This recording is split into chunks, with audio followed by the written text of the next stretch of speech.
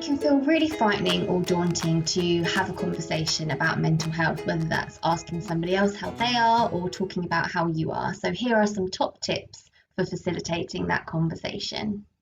Don't wait for the perfect moment. It doesn't exist. So don't wait until you're both sat down in good moods, there's nothing else going on in your lives in order to talk. It's just not going to happen. You can have a conversation when there are other things going on. You can have a conversation in the car or in a cafe. So don't wait for the perfect moment because you'll be waiting forever. Ask twice. So we're often asked, how are you? And our response is usually something like, yeah, fine, yeah, good. So we need to ask again, how are you? Yeah, fine.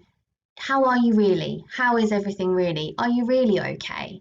That will then prompt a more honest response. Don't try to fix it. So this is a really common temptation for people. It's really difficult to sit with somebody's distress or their discomfort. And what we want to do is offer solutions. We want to make it go away. We want to make them feel better. But often that can lead to people feeling dismissed. So don't try and fix it. Just sit in the discomfort with them and listen well. Keep the conversation going. So if somebody else is talking about how they're feeling and they come to the end of a sentence, help encourage them to keep talking. Things like, go on, I'm listening, I'm here to listen, tell me more, nods, eye contact, so anything that's going to encourage them to talk more rather than feeling like it's time to stop.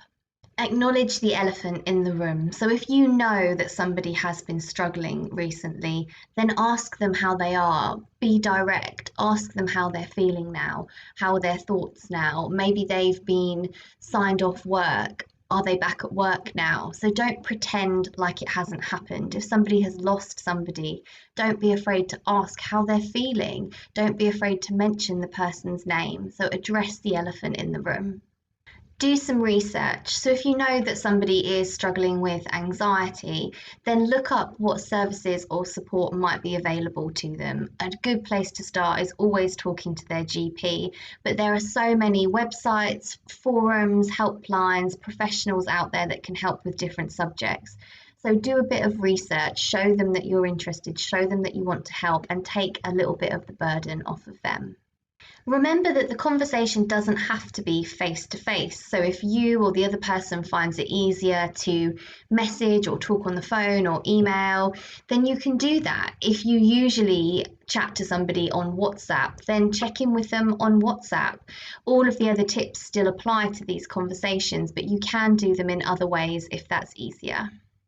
And finally, be patient. You cannot force somebody to open up, and they might feel that they want to and they don't want to, and they're maybe not quite ready yet.